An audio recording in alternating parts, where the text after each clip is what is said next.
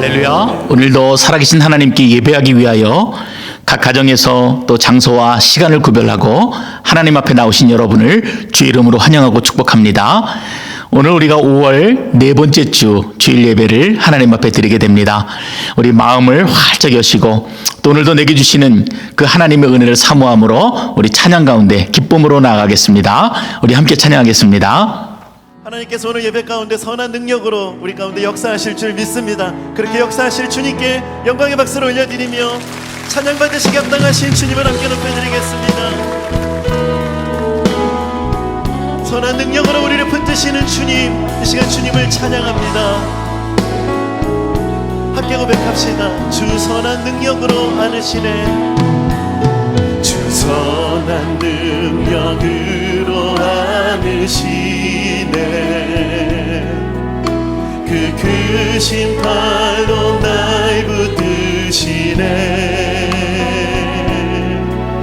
절망 속에도 흔들리지 않고 사랑하는 이전 함께 고백합시다. 이전의 괴로움 날 애워싸고 이전의 괴로움 날 애워싸고 고난의 길을 걷는다 해도 주님께 모두 맡긴 우리 영혼 가사를 생각하며 믿음으로 선포합시다. 끝내 승리의 날을 맞으리 나를 맞으리. 선한 능력으로 일어서리. 주만을 지하리. 믿음으로 우리 고대한 내 주 오실 그날 영광의 새날을 선한 능력으로 일어서리. 아멘. 선한 능력으로 일어서리. 주만을 지하리. 믿음으로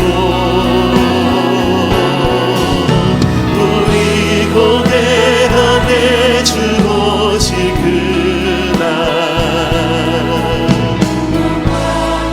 시간 목소리 높여 함께 고백합시다.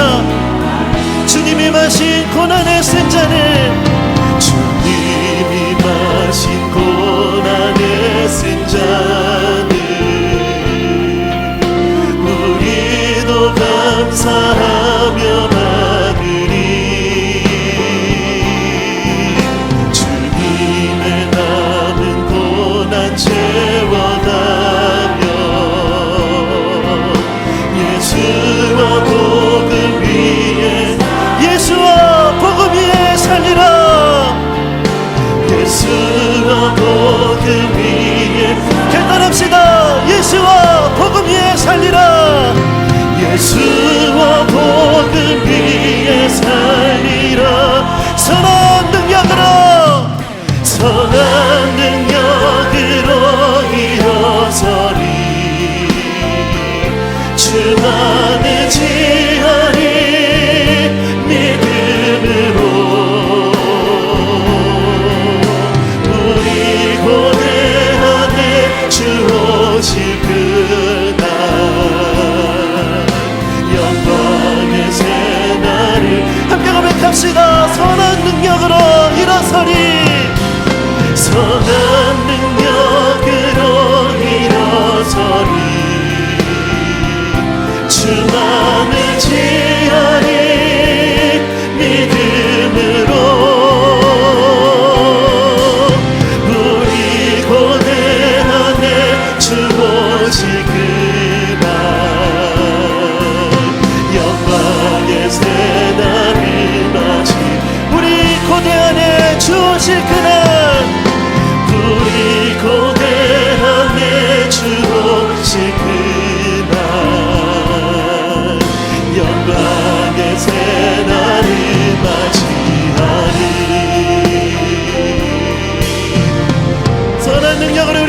함께 하신 우리 주님께 감사와 영광의 박수를 올려드립시다.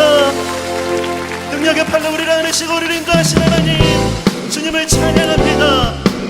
우리 다 함께 기쁨으로 손뼉치며 우리의 마음을 주님 앞에 올려드리며 주님을 찬양합시다.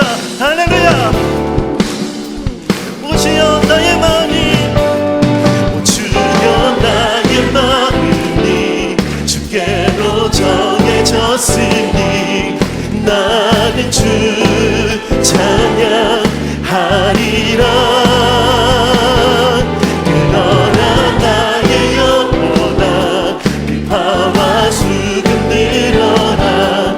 이 새벽에 내가 우리 다시 한번 나가백합시다. 오 주여 나의 마음이, 오 주여 나의 마음이 주께로 정해졌으니 나는 주 찬양하리라. 깨어라 나의 영혼아, 나의 영혼아 비파와 수금 들어라.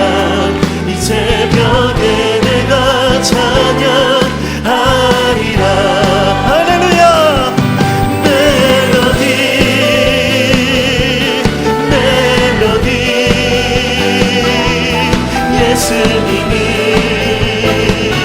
나의 노래. 예수님 예수님 예수님을 함께 결단합시다. 오 주여 나의 마음이, 오 주여 나의 마음이 주께로 정해졌으니 나는 주 찬양하리라. 그러나 나의 영혼아 비파와 수금 들어라. 이 새벽에 내가 찬양. 전심을 다해 주님을 높여드립시다. 멜로디 멜로디 멜로디 예수님이 나의 노래. 예수님 예수님 예수님을. 그래서 함께 고백합시다. 기뻐하며 함께 기뻐하며 함께 노래 부르리. 소리 높여 할렐루야 부르리. 주님 앞에 나와 찬양 드리며 우리 주님과 함께 주님을 높여드립시다. 나의 창조자 나의 창조자 나의 구원자 가장 귀한 나의 예수님 찬양합니다. 나의 치료자 나의 선한 목자 되신 주 예수 나의 주. 우리 기쁨으로 주님을 찬양합시다. 기뻐하며 함께 노래 부르리. 소리 높여 할렐루야 부르리. 주님 앞에 나와 찬양 드리며 우리 주님과 함께 주님을 높여드립시다. 나의 창조자 나의 창조자 나의 구원자 가장 귀한 나의 예수님 찬양합니다. 찬양해요. 나의 선한 목자 되신 주 예수나. 옆에 계신 분들 바라보며 너의 창조자 너의 구원자 너의 창조자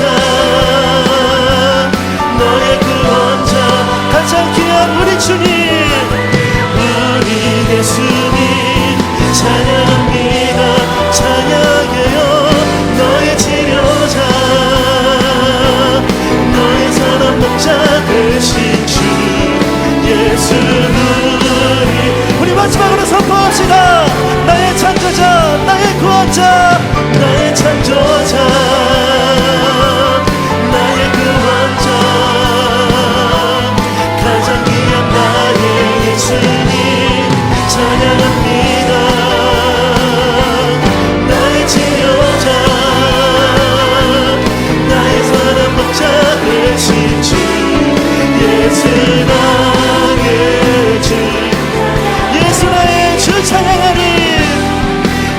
나의 주 예수 나의 주 찬양하리 아멘 예수 나의 주 찬양하리 할렐루야 찬양받으시기 합당하신 나의 주님 나의 창조자가 되시며 나의 치료자가 되신 하나님 주님만을 높여드립니다 할렐루야 하나님이 우리를 세상의 빛과 소금으로 부르셨습니다. 우리를 빛으로 부르신 그 은혜와 사랑을 기억하며 그 주님을 함께 찬양하길 원합니다.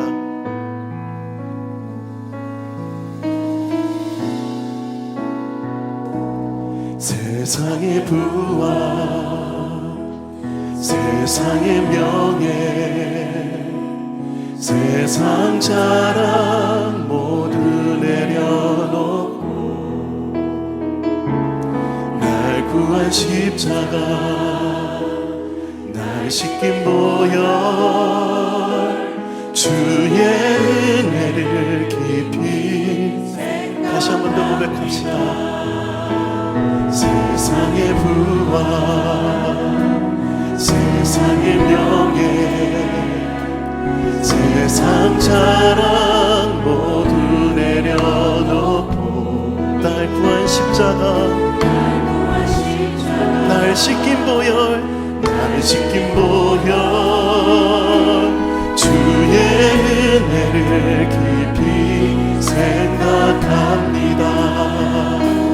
나의 나된 것 내 모든 것 다 거저 받은 선물 내 삶을 은혜로 가득 채워주셨네. 나의 나된 것 내 모든 것 다 거저 받은 선물 내 삶을 주신 분께 다시 올려드리니 나는 삶으로 주님을 노래합니다. 나를 통하여 주님만 높임 받으소서. 나는 삶으로 주님을 예배합니다. 나의 삶을 빛으로 나의 나된 것 내 모든 것 나된 것 내 모든 것 다 거저 받은 선물 내 삶을 은혜로 가득 채워주셨네. 나의 나된 것 내 모든 것 다 거저 받은 선물 아멘. 그렇습니다. 주님 다시 올려드리니 나는 삶으로 주님을 노래합니다. 나를 통하여 주님만 높임 받으소서. 나는 삶으로 주님을 예배합니다. 나의 삶을 빛으로 결단합시다. 나는 삶으로 주님을 노래합니다. 나를 통하여 주님만 높임 받으소서. 나는 삶으로 주님을 예배합니다. 우리를 빛으로 부르신 주님, 우리의 삶으로 주님을 예배합니다. 다시 한번 더 결단합시다. 나는 삶으로 주님을 노래합니다. 하나님 나를 통하여 주님만 높임 받아 주시옵소서. 받으소서. 나는 삶으로 주님을 예배합니다. 나의 삶을 빛으로 나의 삶을 빛으로 사용하소서.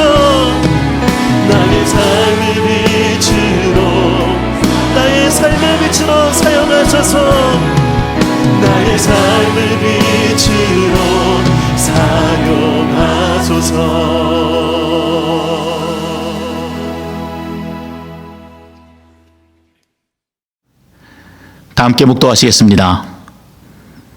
수고하고 무거운 짐진 자들아 다 내게로 오라. 내가 너희를 쉬게 하리라. 나는 마음이 온유하고 겸손하니 나의 멍에를 메고 내게 배우라. 그리하면 너희 마음이 쉼을 얻으리니 이는 내 멍에는 쉽고 내 짐은 가벼움이라 하시니라. 아멘. 우리 인생의 주인 되시는 하나님 아버지, 지난 한 주간도 저희들을 사랑하여 주시고 아비가 자식을 안음과 같이 저희들을 그 품 안에 품어주시다가 지금 이 시간 예배 자리로 인도하신 그 크신 하나님께 모든 감사와 찬양을 올려드립니다. 아무 자격 없는 저희들이 오늘도 십자가만을 의지하여 주님 앞에 나왔사오니 이 시간 갈급한 우리들을 주의 은혜로 채우시고 주님께 구하며 나가는 심령들마다 주의 은혜를 더하여 주시옵소서. 오직 믿음으로 드리는 우리의 찬양과 경배를 받아 주시옵소서. 예수 그리스도 이름으로 기원하옵나이다. 아멘.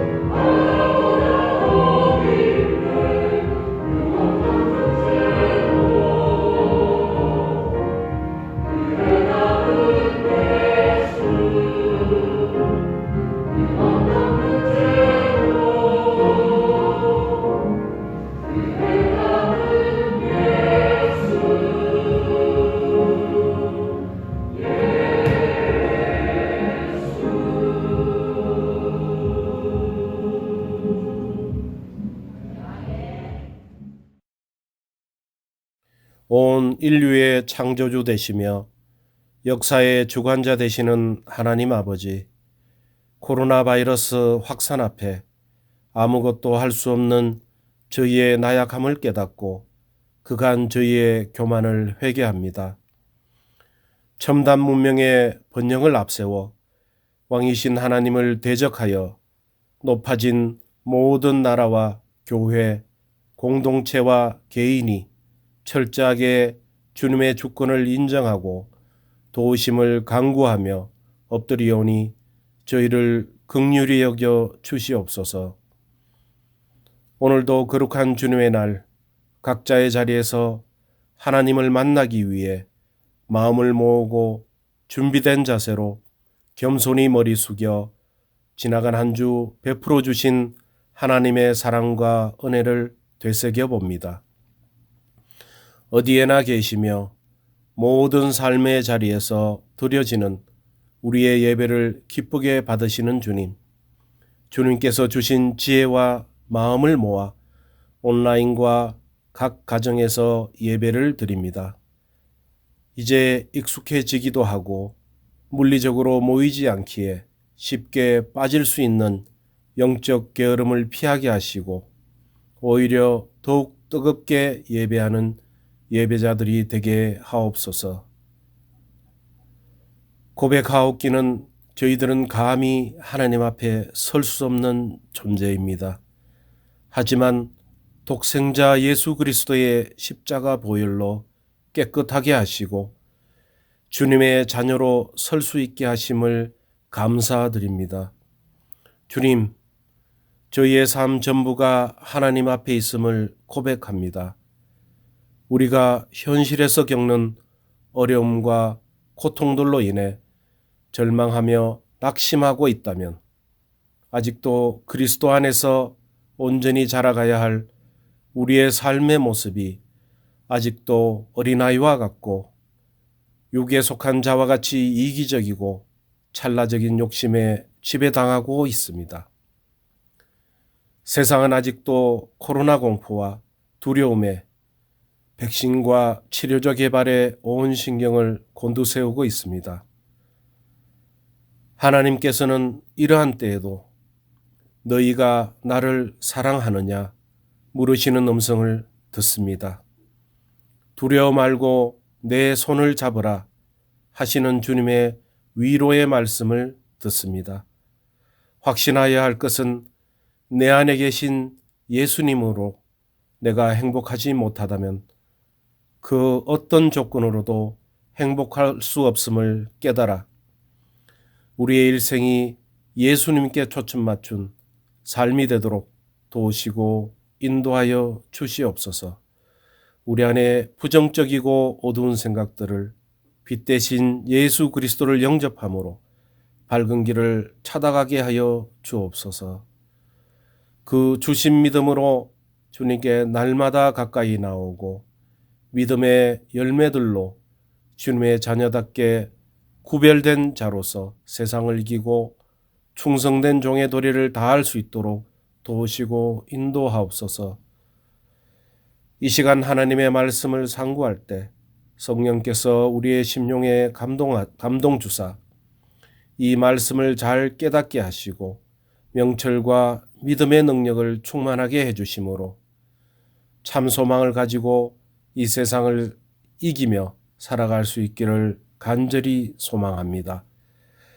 말씀을 증거하시는 목사님을 영으로나 육으로나 붙들어 주셔서 저희 모두가 말씀의 푸른 초장으로 인도받게 하여 주시옵소서. 오늘도 예배를 통하여 이 시간 하나님께 영광 돌리는 어린 자녀들과 EM 청소년들과 저희들의 정성을 받아 주시옵고 이 시간 만나 주실 하나님을 믿고 기대하며 환난 날에 도움 되시고 그 선하심과 인자하심이 영원하신 우리 주 예수님의 이름으로 기도드렸습니다. 아멘. 안녕하세요. 찬양사역자 심삼정 교수입니다. 코로나로 많은 어려움의 시간들 보내고 계실 텐데요. 신실하신 하나님께서 평강의 마음을 더해주시도록 이 어려운 일들을 잘 극복해 나갈 수 있도록 그 마음을 담아서 찬송을 올려드리겠습니다. 감사합니다.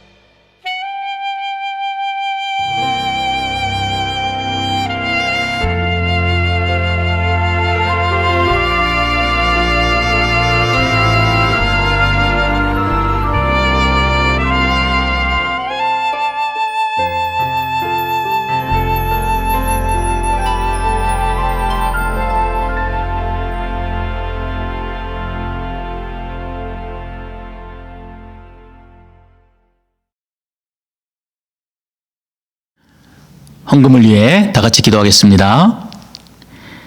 고맙고 자비로우신 아버지 하나님, 오늘도 우리가 주님 앞에 나와서 구별하여 예물을 드립니다.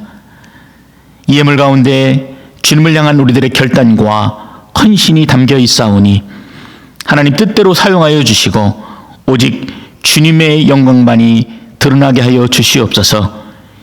여전히 계속된 어려움 가운데 탄식하며 하늘의 은혜를 구하는 심령들이 있사오니 그 마음을 위로하여 주시고 하늘의 풍성한 것들로 채워주셔서 우리가 포기하고 낭망하는 것이 아니라 오히려 넉넉하게 이겨내는 귀한 믿음으로 인도하여 주시고 이 모든 전쟁이 다 끝났을 때에 오직 하나님 앞에 영광 돌리는 귀한 시간이 되어줄 수 있도록 주께서 붙들어 주시고 인도하여 주시옵소서. 감사와 찬양을 오직 주님께만 올려드리며 예수님의 이름으로 기도드렸습니다. 아멘. 오늘 우리에게 주신 하나님 말씀은 학개서 1장 1절에서 8절 말씀입니다. 구약성경 1310페이지 학개서 1장 1절에서 8절. 저희가 잘 보지 않는 성경이지만 여러분 잘 찾아보시면은 구약성경 뒷부분에 이 학개서가 있습니다. 1310페이지 학개서 1장 1절에서 8절. 자, 다 찾으셨으면 우리 함께 봉독하도록 하겠습니다. 다리오 왕 제2년 6째 달 곧 그 달 초하루에 여호와의 말씀이 선지자 학개로 말미암아 스알디엘의 아들 유다 총독 수룹바벨과 여호사닥의 아들 대제사장 여호수아에게 임하니라. 이르시되 만군의 여호와가 이같이 말하여 이르노라.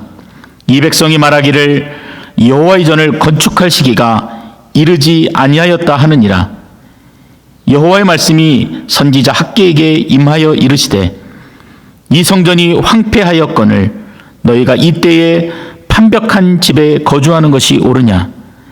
그러므로 이제 만군의 여호와가 이같이 말하노라.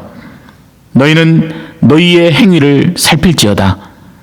너희가 많이 뿌릴지라도 수확이 적으며 먹을지라도 배부르지 못하며 마실지라도 흡족하지 못하며 입어도 따뜻하지 못하며 일꾼이 삭슬 받아도 그것을 구멍 뚫어진 전대에 넣음이 되느니라. 만군의 여호와가 말하노니 너희는 자기의 행위를 살필지니라.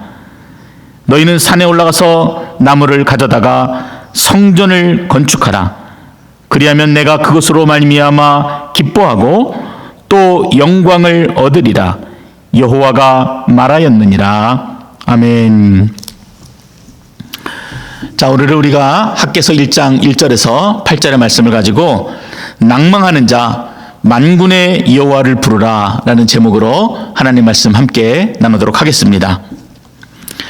여러분은 대한민국 역사 속에서 어느 때가 가장 참담했던 그런 순간으로 기억하십니까?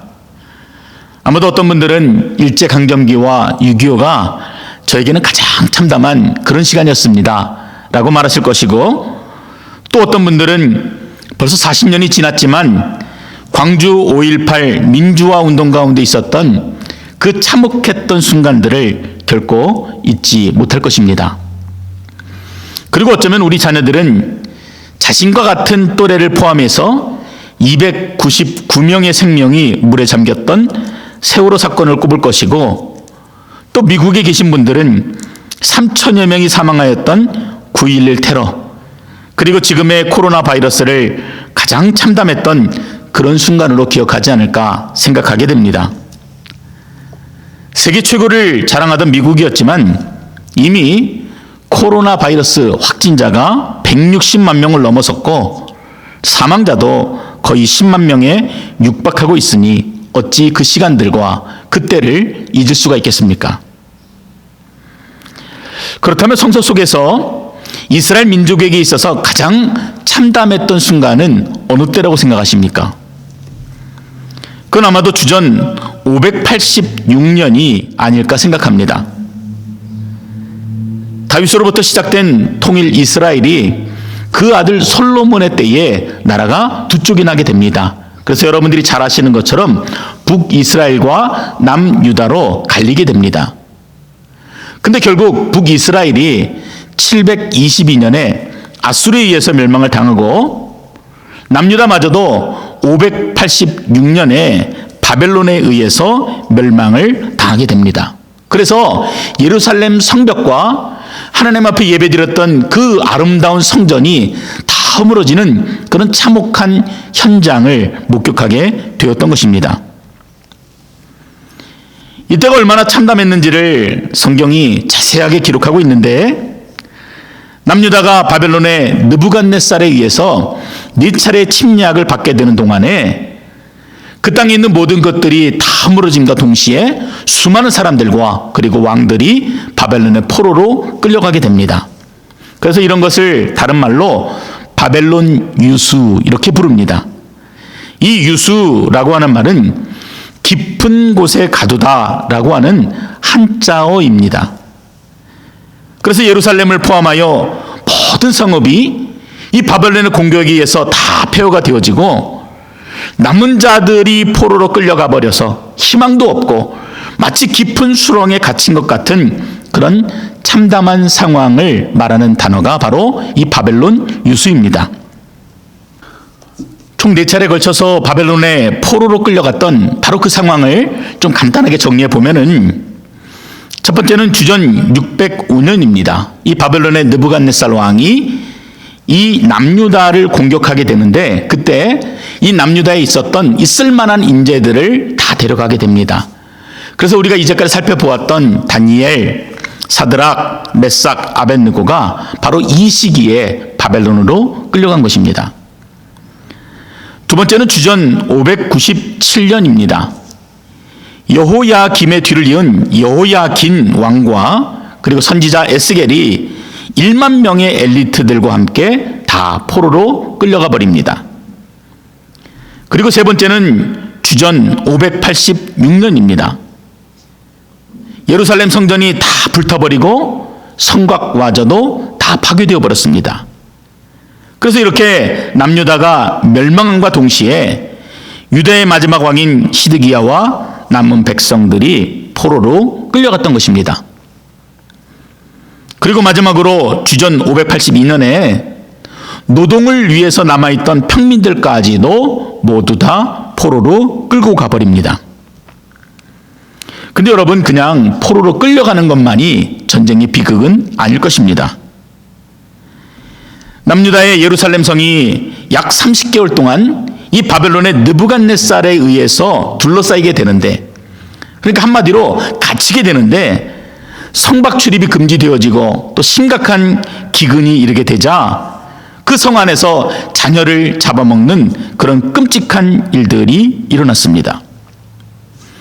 그리고 결국 성이 함락되었을 때에도 남유다의 시드기야 그 왕의 목전에서 그의 아들들이 죽임을 당하고 시드기야의 두 눈은 빼앗기고 그리고 죽는 날까지 바벨론의 옥에 갇히게 됩니다. 한마디로 주전 586년은 이처럼 이스라엘에게 있어서 결코 잊을 수 없는 가장 비극적이고 가장 참담했던 국치의 날이었습니다. 그런데 이때가 오늘 우리가 보고자 하는 학개서의 배경이 되는 그러한 시기가 아닙니다. 그로부터 50여 년의 시간이 더 지나야 합니다. 주전 538년 바벨론의 포로로 끌려갔던 이스라엘 백성들이 당시에 페르시아의 왕이었던 이 고레스에 의해서 다시 고향으로 돌아오게 됩니다. 역사 기록에 의하면 이 고레스 왕은 자신이 점령했던 여러 민족들의 종교와 문화를 인정해 주었던 그런 사람이었습니다. 우리가 이제까지 살펴본 바벨론 그리고 메데와 페르시아 연합국은 다름을 인정하지 않았습니다. 그래서 자신의 종교를 강요하고 자신의 문화들을 속국에게 강요하였죠. 그래서 우리가 잘 아는 것처럼 다니엘과 세 친구들이 자신들의 믿는 신에게 절하지 아니했다는 그런 이유로 풀문불에 던져지기도 하고 사자굴에 던져지기도 했던 것 아니겠습니까? 그러나 페르시아가 고대 근동 지방의 패권을 잡고 그리고 대제국으로 확장이 되면서 고레스는 다른 민족의 문화, 역사, 심지어는 종교까지도 인정하게 되고 그래서 포로로 끌려온 이스라엘 백성들로 하여금 자, 다시 너희들의 본국으로 돌아가서 하나님의 성전을 다시 지으라 그렇게 명령을 내렸던 것입니다. 고향으로 향하는 이스라엘 백성들의 마음이 어땠겠습니까?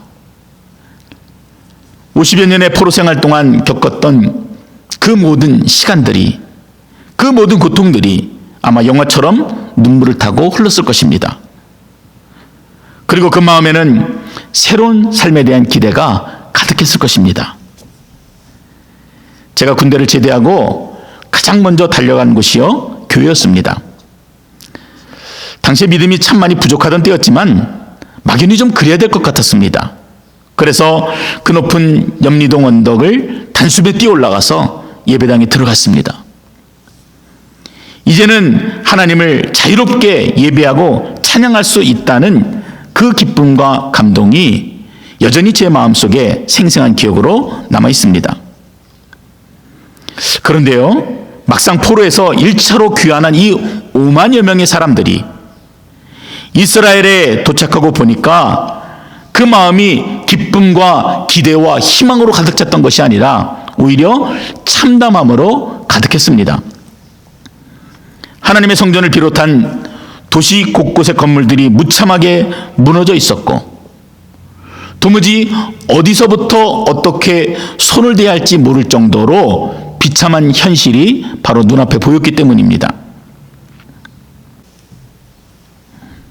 더군다나 고향으로 돌아온 이스라엘 백성들의 마음이 더 낭망할 수밖에 없었던 것은 이 주변 이방인들의 극심한 방해가 있었기 때문입니다. 사실 이 이방인들은 이스라엘이 성전을 재건하는 일에 있어서 우호적인 입장을 보였던 사람들입니다.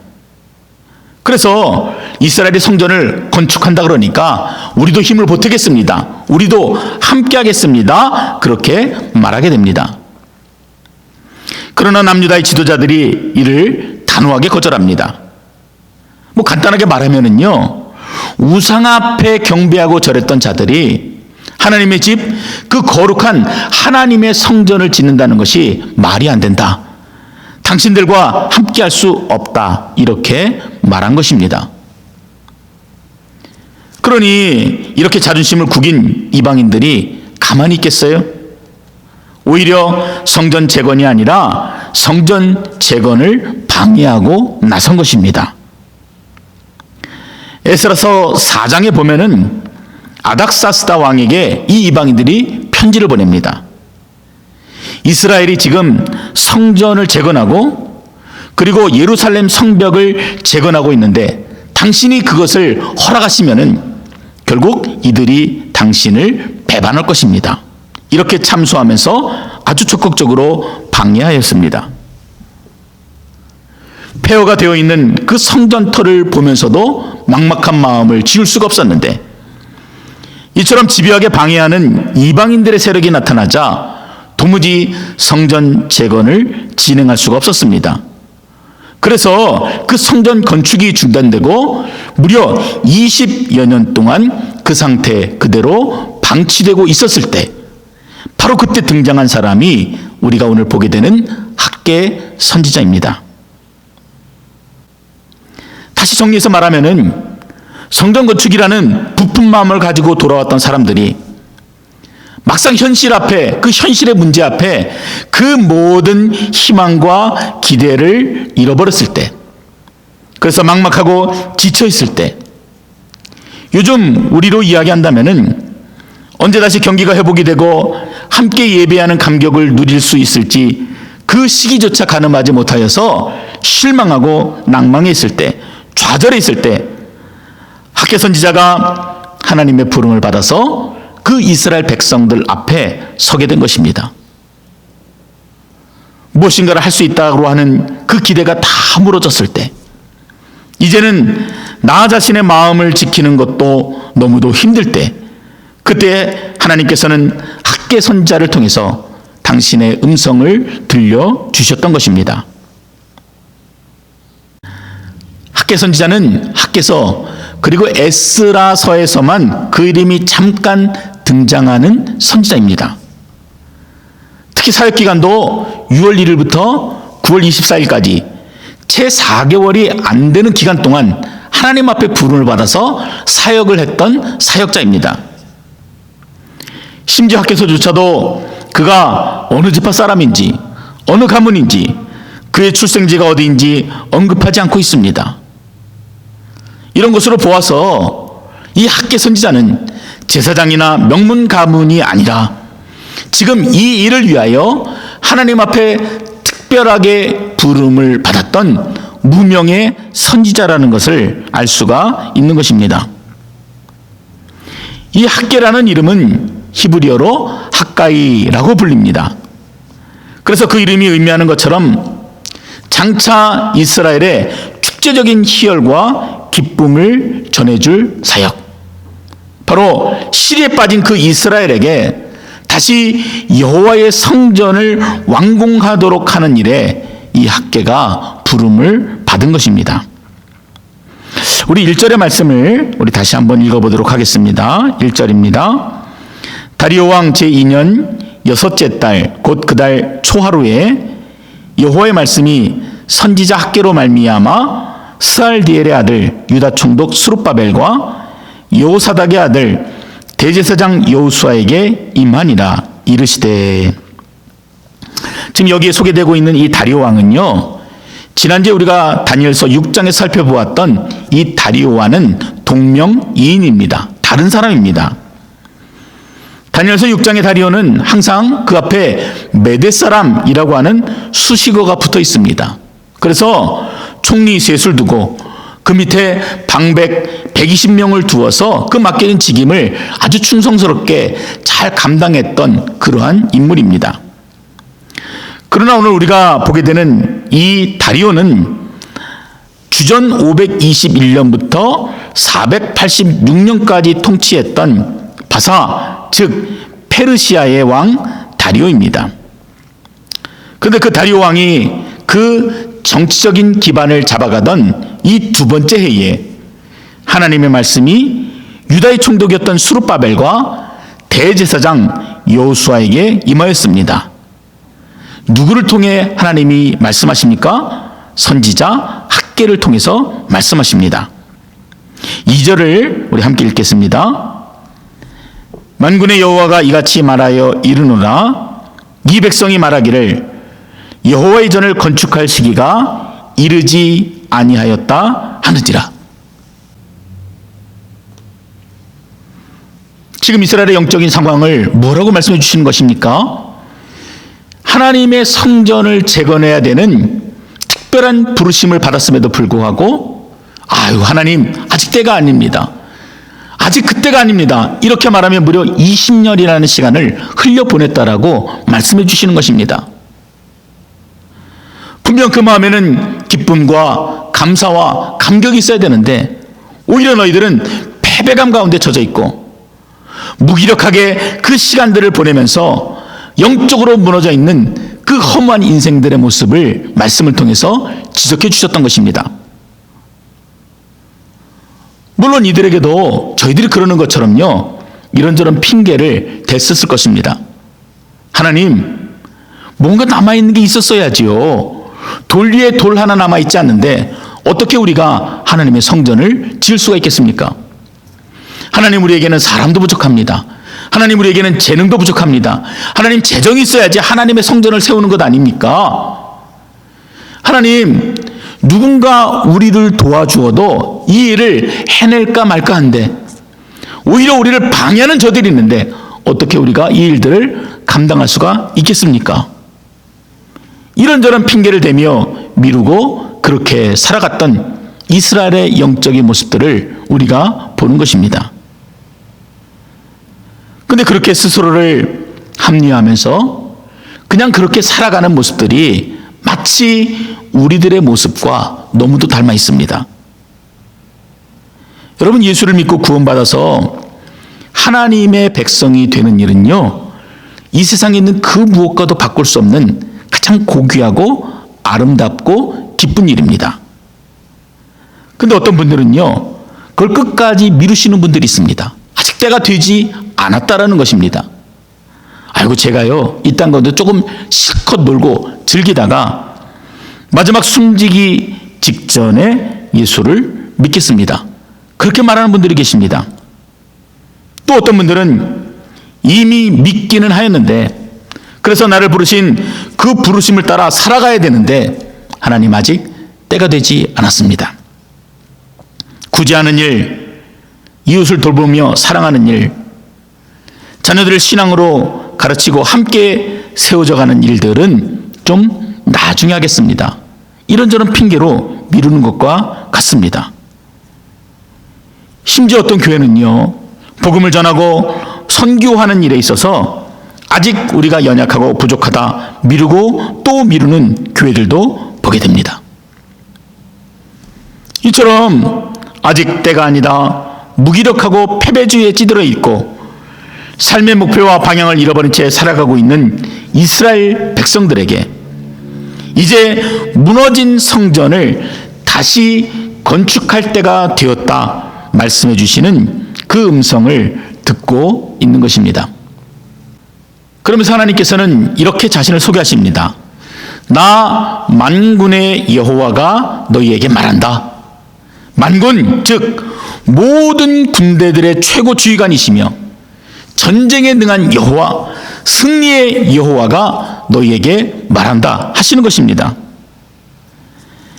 이 만군의 여호와라는 표현을 잘 이해하기 위해서는요, 어린 다윗이 그 거대한 골리앗을 만났을 때를 생각해 보시면 됩니다. 상대가 되지 않지요. 우스갯거리밖에 되지 않는 작은 소년이 그 누구도 상대할 수 없었던 거인 골리앗을 향해서 이렇게 말합니다. 너는 칼과 창과 단창으로 내게 나오거니와 나는 만군의 여호와의 이름 곧 네가 모욕하는 이스라엘 군대의 하나님의 이름으로 내게 나아가노라. 선전포고를 하는 것입니다. 누가 최고 사령관인지 모르고 까부는 그 거인 골리앗을 향해서 보아라, 이 만군의 여호와 하나님 그 이름을 부르면서 온 우주의 주인 되시는 하나님의 능력과 위엄을 선포하였던 것입니다. 저는 우리가 살고 있는 이 세상이 마치 그런 전쟁터와 같다고 생각합니다. 모든 사람들이 치열한 생존 경쟁에서 살아남기 위해서 눈물겨운 투쟁을 합니다. 그리고 종종 패배감에 빠져듭니다. 왜 그렇습니까? 아무리 몸부림쳐도 도무지 당해낼 수가 없기 때문입니다.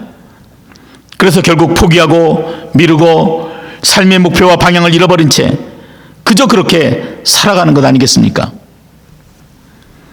그러나 우리가 이 싸움에서 승리하려면은 내가 맞서 싸우는 그 상대의 정체를 분명히 알아야 할 필요가 있습니다. 에베소서 6장 12절 말씀이지요. 우리의 씨름은 혈과 육을 상대하는 것이 아니요 통치자들과 권세들과 이 어둠의 세상 주관자들과 하늘에 있는 악한 영들을 상대함이라. 우리의 적은 나를 미워하는 그 사람이 아니라 먹고 사는 그런 문제들이 아니라 끊임없이 경쟁을 하고 거대한 골리앗처럼 나를 참소하는 그런 자들이 아니라 공중 권세를 잡은 악한 영들이라고 말씀해 주십니다. 교묘하게 우리들의 마음에 들어오지요. 그리고 그 악한 영들은 당당하게 우리 마음에서 주인 행세를 합니다. 나를 무기력하게 만들고 희망을 갖지 못하도록 만들고 끊임없이 속여서 나를 사단의 졸개로 만들어버리는 것입니다. 여러분 스스로를 한번 생각해 보십시오. 사실 우리는요, 객관적인 현실에 절망하기보다는 우리 내면의 생각들이 무너져 내릴 때 그때 절망하게 됩니다. 그래서 우리가 보기에는 야, 뭐 그 정도 가지고 자살을 해. 별것도 아닌 그 인터넷 댓글을 가지고 무슨 자살을 해. 뭐 이런저런 다양한 사람들의 말과 행동을 가지고 그렇게 아깝게 생명을 버릴 필요가 있나? 이렇게 말할지 모릅니다. 그러나 그 당사자는 그 댓글이나 폭력, 협박으로 인해서 그 내면이 완전히 무너져 내리고 그리고 살 소망을 다 잃어버리게 되는 것입니다. 우리가 잘 아는 조각가 로댕은 3번이나 프랑스 국립미술학교에 낙방했습니다. 그래서 그는 호구지책으로 은세공이 되었습니다. 그래서 먹기 위해서 날마다 열심히 일에 몰두했습니다. 근데 어느 날 동료가 이렇게 말해주는 거예요. 자네 말이야, 눈에 보이는 그 나뭇잎만 만들지 말고 내면에 있는 것을 좀 만들어보면 어때? 그때 로댕은 순간적으로 충격을 받았습니다. 그때까지 자신이 알고 있지 못하고 깨닫지 못했던 부분을 그 친구를 통해서 깨닫게 된 것입니다. 사실 로댕은 그때까지 먹고 살기 위해서 보이는 것에만 몰두해 살았습니다. 하지만 그 친구를 통해서 그 인생의 내면을 들여다보게 되면서 이전에 자신이 만들 수 없었던 그런 작품들을 만들어낼 수가 있었던 것입니다. 그리고 24년이 지난 후에는 불후의 명작 생각하는 사람을 세상 가운데 내어놓을 수가 있었던 것입니다. 여전히 많은 사람들은 보이는 것에 몰두해 살아갑니다. 그렇기 때문에 인간의 내면에 있는 더 소중하고 중요한 가치를 보지 못하고 그 의미들을 찾지도 못한 채 허무하게 불행하게 살아가는 것입니다. 그래서요, 우리가 그 삶의 전쟁터에서 만군의 여호와 하나님 그 이름을 부른다는 것은 그를 통하여서 진정한 삶의 의미와 가치를 확인하는 일입니다. 그저 먹고 사는 것, 부하여져서 좋은 차를 타고 좋은 집에 사는 것이 인생의 목표라면 우리 삶이 얼마나 궁금합니까? 그러나 나를 이 땅 가운데 부르신 이가 있고 그분의 목적에 따라서 나를 세상으로 보내신 이가 있음을 알게 될 때 우리가 가진 삶의 의미들이 얼마나 값지고 귀한 것인지를 깨닫게 되는 것입니다. 그래서 우리가 부르는 찬양 중에 일반 대중들에게도 잘 알려진 찬양이 그것입니다. 당신은 사랑받기 위해 태어난 사람입니다. 당신의 삶 속에서 그 사랑을 받고 있습니다. 그러니까 나를 사랑하는 그 누군가가 있다. 나는 사랑을 받기 위해 태어난 존재다 라고 하는 그 찬양의 가사들이 일반 대중들에게도 진한 감동이 되고 특히 살아야 될 소망을 잃어버린 많은 사람들에게 진정한 위로가 되었던 것입니다. 또한 우리가 아무리 절망 가운데 있을지라도 그 만군의 여호와 그 이름을 부르며 싸우게 될 때 이 전쟁이 나에게 속한 것이 아니라 하나님께 속한 것임을 깨닫게 됩니다. 여러분, 이 감당할 수 없는 삶의 전쟁에서 누가 싸웁니까? 내가 싸우는 것이 아닙니다. 만군의 여호와께서 나의 앞에서 싸우심을 믿으시기 바랍니다. 나는 한없이 연약하지요, 어리석지요, 부족하지요. 그렇지만 만왕의 왕이시고 만유의 주이신 그분께서 나의 지휘관이 되시기 때문에 그 어떤 어려움과 형편 속에서도 넉넉히 이겨낼 수 있다는 그러한 확신과 믿음을 갖게 되는 것입니다. 이처럼 하나님께서는 패배의식에 가득하여서 낭망하고 있는 이스라엘 향해서 그 삶의 의미를 분명하게 일깨워 주셨던 것입니다. 그리고 뿐만 아니라 진정한 승리를 그 삶에서 선포할 수 있도록 만군의 여호와 그 이름을 이스라엘에게 주셨던 것입니다. 그래서 오늘 이 본문이 우리에게 주는 아주 중요한 메시지는 이 전쟁은 나 만군의 여호와에게 속한 것이니 너희 안에 있는 무기력과 절망, 무의미, 패배감을 버리고 다시 성전을 건축하라 말씀하여 주시는 것입니다. 여러분, 이렇게 격려받은 이스라엘 백성들이 어떻게 했겠습니까? 용기를 얻었죠. 삶의 희망을 찾았습니다. 잃어버렸던 삶의 의미들을 찾고 다시 움직일 동력을 얻었습니다. 그래서 학개 선지자가 말씀을 선포한 지 3주 만에 성전 건축이 다시 재개된 것입니다. 할렐루야. 여러분 안에도 무너진 성전이 재건되시기를 주의 이름으로 축원드립니다. 영적으로 무너져 있는 우리들의 모습이 다시 그 만군의 여호와의 이름으로 살아날 수 있어야 합니다. 무기력, 패배감, 좌절, 낭망이 하나님의 그 거룩한 이름으로 회복이 되어야 하는 것입니다. 또한 4절 말씀에 우리 상황과 형편을 이렇게 말씀하십니다. 성전이 이렇게 무너져 있는데 지금이 너희만 잘 꾸민 집에 살고 있을 때란 말이냐. 여전히 우리 안에 가득한 개인주의 그리고 우리의 교만을 분명하게 지적해 주십니다. 그리고 이어서 너는 씨앗을 많이 뿌려도 얼마 거두지 못했으며 먹어도 배부르지 못하며 마셔도 만족하지 못하며 입어도 따뜻하지 못하며 품꾼이 품삯을 받아도 구멍난 주머니에 돈을 넣음이 되었다. 이렇게 말씀하십니다. 열심히 풍요를 쫓아 살아보았지만 결국 우리 인생 가운데 남는 것은 허무한 뿐이라는 것을 지적해 주신 것입니다. 그러므로 5절 말씀을 우리가 분명하게 마음에 새겨야 합니다. 우리 함께 읽어보겠습니다. 그러므로 이제 만군의 여호와가 이같이 말하노라. 너희는 너희의 행위를 살필지니라. 돌아보는 것입니다. 여러분들 스스로를 한번 지나온 시간들을, 걸어왔던 길들을 한번 돌아보시기 바랍니다. 여러분 안에 무너져 있는, 그래서 그대로 방치되어 있는 여호와의 성전이 보이십니까? 그저 막막한 현실에 낭망하며 포기하고 계시지는 않으십니까? 자신의 문제에 갇혀서 아니면은 스스로의 부유함에 취하여서 나를 부르신 그 삶의 의미와 목적을 잃어버리고 살지는 않으십니까? 오늘 7절과 8절 말씀에 있는 것처럼 산에 오르시기 바랍니다. 그리고 나무를 베세요. 그리고 무너진 삶의 성전을 여호와의 이름으로 다시 재건할 수 있기를 축복합니다. 하나님께서 그것을 기뻐하고 영광을 받으신다 말씀하십니다.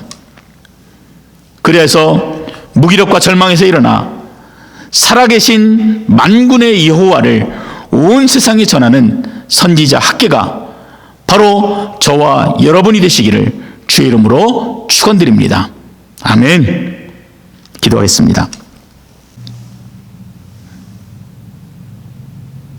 오늘도 삶의 자리에서 낭망하며 용기를 잃어버린 자들이 그 크신 여호와 앞에 무릎을 꿇고 간절히 구합니다.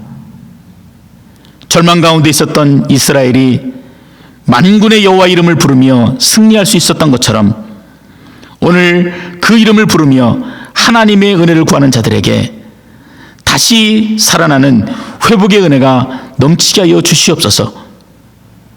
그리하여 우리 안에 무너진 모든 것들이 회복되게 하시고 다시 살아 생명력을 얻게 되는 귀한 은혜가 삶의 자리에 가득하게 하여 주시옵소서.